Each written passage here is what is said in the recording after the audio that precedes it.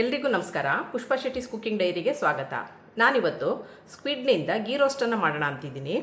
ಅದಕ್ಕೆ ನಾನಿಲ್ಲಿ ಅರ್ಧ kg ಸ್ಕ್ವಿಡ್ಡನ್ನು ಚೆನ್ನಾಗಿ ತೊಳೆದು ರುಚಿಗೆ ತಕ್ಕಷ್ಟು ಉಪ್ಪು, 1/4 ಟೀ ಸ್ಪೂನಷ್ಟು ಅರಿಶಿನ ಹಾಗೂ ಒಂದು ಅರ್ಧ ನಿಂಬುವನ್ನು ಹಾಕಿ ಇಟ್ಟಿದ್ದೀನಿ. ಅದಕ್ಕೆ ಈಗ 1 ಟೀ ಸ್ಪೂನ್ ಆಗುವಷ್ಟು ಖಾರದ ಪುಡಿ ಹಾಗೂ ಒಂದು ಅರ್ಧ ಟೀ ಸ್ಪೂನ್ ಆಗುವಷ್ಟು ಜಿಂಜರ್ ಗಾರ್ಲಿಕ್ ಪೇಸ್ಟನ್ನು ಹಾಕಿ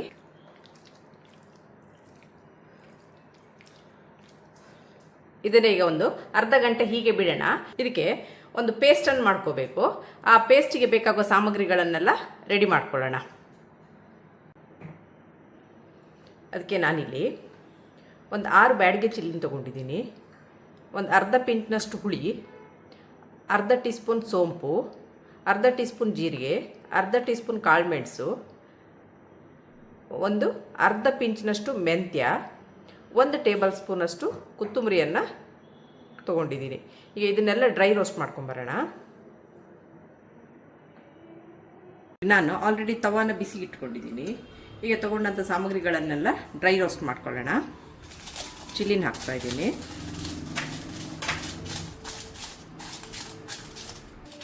ಚಿಲ್ಲಿನ ಚೆನ್ನಾಗಿ ಫ್ರೈ ಮಾಡ್ಕೊಳ್ಳಿ, ಅದು ಕ್ರಿಸ್ಪಿ ಆಗಲಿ. ಈಗ ಚಿಲ್ಲಿ ಆಗಿದೆ, ಇದು ಪಾತ್ರೆಗೆ ಟ್ರಾನ್ಸ್ಫರ್ ಮಾಡ್ಕೊಳ್ಳೋಣ. ಇದು ಟೋಸ್ಟ್ ಆದಮೇಲೆ ನಾನು ಇದರದ್ದು ಸೀಡ್ಸನ್ನೆಲ್ಲ ತೆಗಿತಾ ಇದ್ದೀನಿ. ಈಗ ಒಂದು ಅರ್ಧ ಟೀ ಸ್ಪೂನ್ ಕಾಳುಮೆಣಸನ್ನು ಹಾಕೋಣ.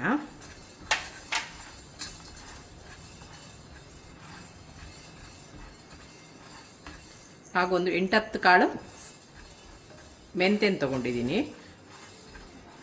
ಅದನ್ನು ಹಾಕ್ತಾ ಇದ್ದೀನಿ.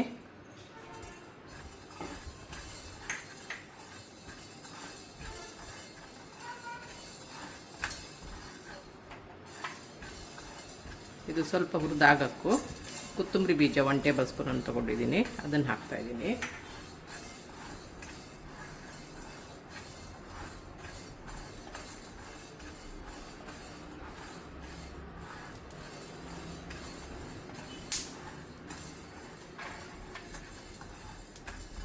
ಈಗ ಅರ್ಧ ಚಮಚ ಸೋಂಪನ್ನು ತೊಗೊಂಡಿದ್ದೀನಿ, ಅರ್ಧ ಚಮಚ ಸೋಂಪನ್ನು ಹಾಕಿದ್ದೀನಿ ಹಾಗೂ ಅರ್ಧ ಚಮಚ ಜೀರಿಗೆಯನ್ನು ಹಾಕಿದ್ದೀನಿ.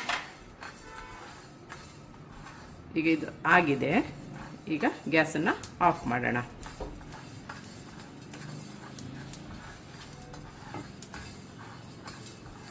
ಈಗ ಇದನ್ನ ಒಂದು ಪಾತ್ರೆಗೆ ಟ್ರಾನ್ಸ್ಫರ್ ಮಾಡಿ ಇಟ್ಕೊಳ್ಳೋಣ.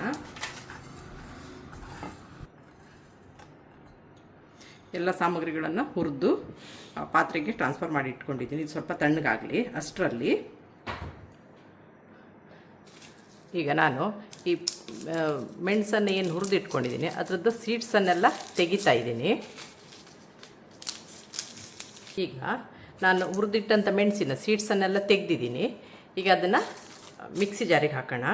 ಹಾಗೂ ಹುರಿದಿಟ್ಟಂಥ ಎಲ್ಲ ಸಾಮಗ್ರಿಗಳನ್ನು ಹಾಕಿ ಪೌಡ್ರ್ ಮಾಡ್ಕೊಂಬರೋಣ. ಈಗ ಎಲ್ಲ ಸಾಮಗ್ರಿಗಳನ್ನು ನೈಸಾಗಿ ಪೌಡ್ರ್ ಮಾಡ್ಕೊಂಡು ಬಂದಿದ್ದೀನಿ. ಅದಕ್ಕೆ ನಾನಿಲ್ಲಿ ಒಂದು 7-8 ಬೆಳ್ಳುಳ್ಳಿ ಹೆಸಲನ್ನು ಹಾಕ್ತಾಯಿದ್ದೀನಿ ಹಾಗೂ ಒಂದು ಅರ್ಧ ಪಿಂಚು ಹುಳಿಯನ್ನು ಹಾಕ್ತಾಯಿದ್ದೀನಿ. ಈಗ ಇದನ್ನು ಸ್ವಲ್ಪ ನೀರು ಸೇರಿಸಿ ಚೆನ್ನಾಗಿ ಪೇಸ್ಟ್ ಮಾಡ್ಕೊಂಬರೋಣ. ಈಗ ಈ ಥರ ತುಂಬ ನೈಸಾಗಿ ಪೇಸ್ಟ್ ಮಾಡ್ಕೊಂಡು ಬಂದಿದ್ದೀನಿ.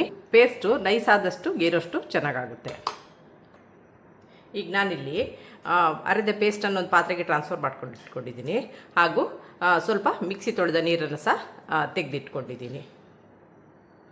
ಈಗ ನಾನಿಲ್ಲಿ ತವಾನ ಬಿಸಿಗೆ ಇಟ್ಕೊಂಡಿದ್ದೀನಿ. ಇದಕ್ಕೆ ಒಂದು 2 ಟೇಬಲ್ ಸ್ಪೂನ್ ಆಗುವಷ್ಟು ತುಪ್ಪವನ್ನು ಹಾಕ್ತಾ ಇದ್ದೀನಿ.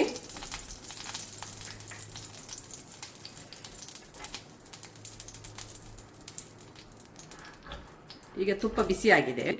ನಾನಿಲ್ಲಿ ಸ್ಕ್ವಿಡ್ಡನ್ನು ಏನು ಮ್ಯಾರಿನೇಷನ್ ಮಾಡಿ ಇಟ್ಕೊಂಡಿದ್ದೀನಿ ಅದನ್ನು ಸ್ವಲ್ಪ ಫ್ರೈ ಮಾಡ್ಕೊಳ್ತಾ ಇದ್ದೀನಿ.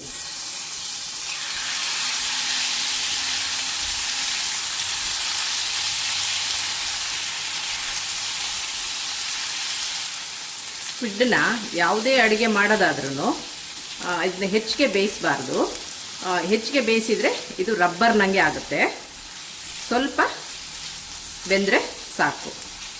ಇದನ್ನು ಯಾಕೆ ಮೊದಲೇ ನಾನು ರೋಸ್ಟ್ ಮಾಡಿ ಇಟ್ಕೊಳ್ತೀನಿ ಅಂದರೆ ಇದು ಗೀ ರೋಸ್ಟ್ ಇದು ಮಸಾಲ ರೆಡಿ ಆದಮೇಲೆ ಹಾಕಿದರೆ ಇದು ನೀರು ಬಿಡೋ ಚಾನ್ಸಸ್ ಇರುತ್ತೆ. ಆದ್ದರಿಂದ ಈಗಲೇ ಸ್ವಲ್ಪ ಹುರಿದಿಟ್ಕೊಂಡ್ರೆ ಈಗ ನಂತರ ಆ ಪ್ರಾಬ್ಲಮ್ ಇರುವುದಿಲ್ಲ.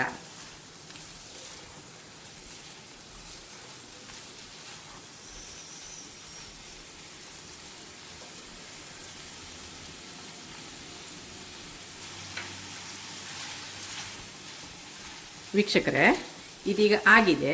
ಇದನ್ನು ಒಂದು ಪಾತ್ರೆಗೆ ಟ್ರಾನ್ಸ್ಫರ್ ಮಾಡ್ಕೊಳ್ಳೋಣ. ಈ ಹದ ಬಂದರೆ ಸಾಕು. ಈಗ ಇದು ಡ್ರೈ ಆಗಿದೆ. ಇದಕ್ಕೆ ಇನ್ನೊಂದು 2 ಟೇಬಲ್ ಸ್ಪೂನ್ ಆಗೋಷ್ಟು ತುಪ್ಪವನ್ನು ಹಾಕೋಣ.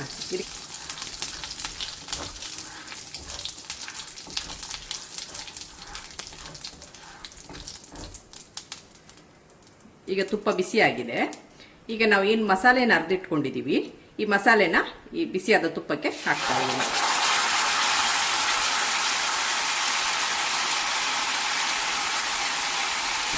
ಚೆನ್ನಾಗಿ ಫ್ರೈ ಮಾಡ್ಕೊಳ್ಳೋಣ.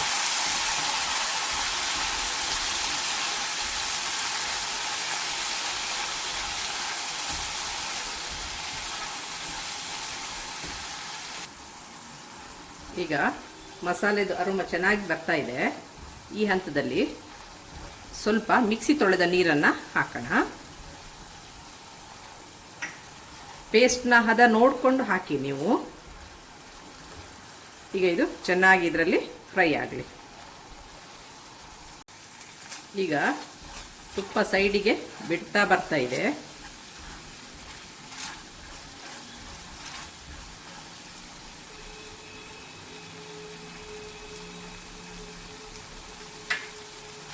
ಈ ಹಂತದಲ್ಲಿ 1 ಟೇಬಲ್ ಸ್ಪೂನ್ ಆಗುವಷ್ಟು ಮೊಸರನ್ನು ಹಾಕ್ತಾ ಇದ್ದೀನಿ. ಹೆಚ್ಚಿಗೆ ಬೇಡ.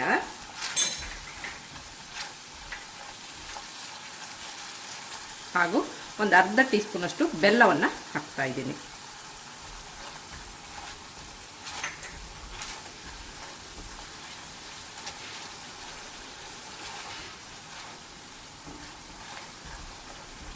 ಇದು ಚೆನ್ನಾಗಿ ಕುದೀಲಿ.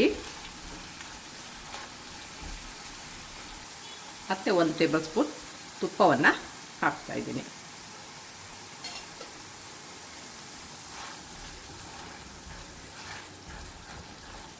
ಇದು ಎಲ್ಲವೂ ಚೆನ್ನಾಗಿ ಬ್ಲೆಂಡ್ ಆಗಲಿ.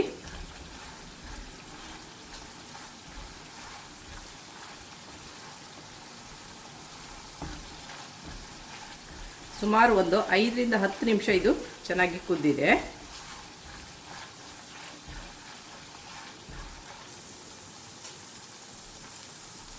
ರುಚಿಗೆ ತಕ್ಕಷ್ಟು ಉಪ್ಪನ್ನು ಹಾಕೋಣ. ಉಪ್ಪು ನೋಡ್ಕೊಳ್ಳಿ, ಯಾಕಂದರೆ ಅದಕ್ಕೂ ಮ್ಯಾರಿನೇಷನ್ ಮಾಡುವಾಗಲೂ ಸಹ ಉಪ್ಪನ್ನು ಹಾಕಿದ್ದೀನಿ.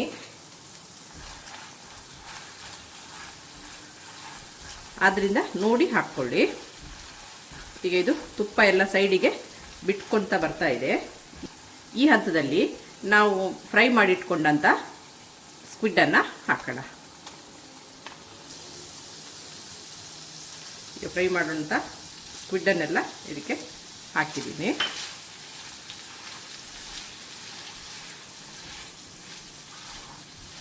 ಸ್ಕ್ವಿಡ್ ಹಾಕಿದ ಮೇಲೆ ಹೆಚ್ಚಿಗೆ ಬೇಯಿಸೋದು ಬೇಡ, ಅದು ನಾರ್ನಂಗೆ ಆಗುತ್ತೆ. ಸ್ವಲ್ಪ ಮಸಾಲೆ ಹೊಂದ್ಕೊಂಡ್ರೆ ಸಾಕು.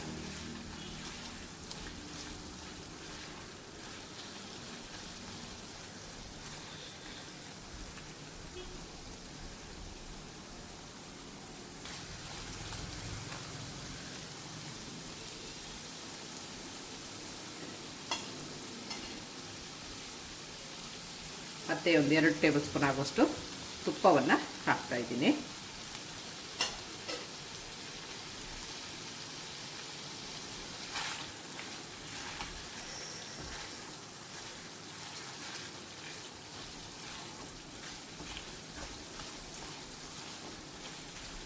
ಸ್ವಲ್ಪ ಕಾಯಿಲಿ.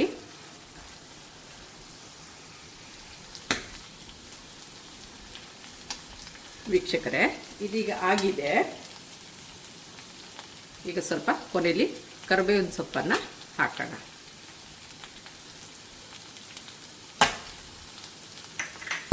ವೀಕ್ಷಕರೇ, ಇದೀಗ ಆಗಿದೆ, ಚೆನ್ನಾಗಾಗಿದೆ. ಇದು ಒಂದು ತುಂಬ ಒಳ್ಳೆಯ ರೆಸಿಪಿ. ಇದನ್ನು ಒಮ್ಮೆ ಟ್ರೈ ಮಾಡಿ. ಹಾಗೂ ನಿಮಗೆ ನನ್ನ ಈ ರೆಸಿಪಿ ಇಷ್ಟವಾದಲ್ಲಿ ಪುಷ್ಪಾ ಶೆಟ್ಟೀಸ್ ಕುಕ್ಕಿಂಗ್ ಡೈರಿ ಇದಕ್ಕೆ ಒಂದು ಲೈಕ್ ಕೊಡಿ, ಶೇರ್ ಮಾಡಿ, ಕಮೆಂಟ್ ಮಾಡಿ. ಸಬ್ಸ್ಕ್ರೈಬ್ ಆಗಿಲ್ಲ ಅಂದರೆ ಸಬ್ಸ್ಕ್ರೈಬ್ ಆಗಿ, ಹಾಗೂ ನಿಮ್ಮ ಫ್ರೆಂಡ್ಸ್ಗಳ ಜೊತೆನೂ ಹಂಚಿಕೊಳ್ಳಿ. ತುಂಬ ಚೆನ್ನಾಗಿ ಬಂದಿದೆ.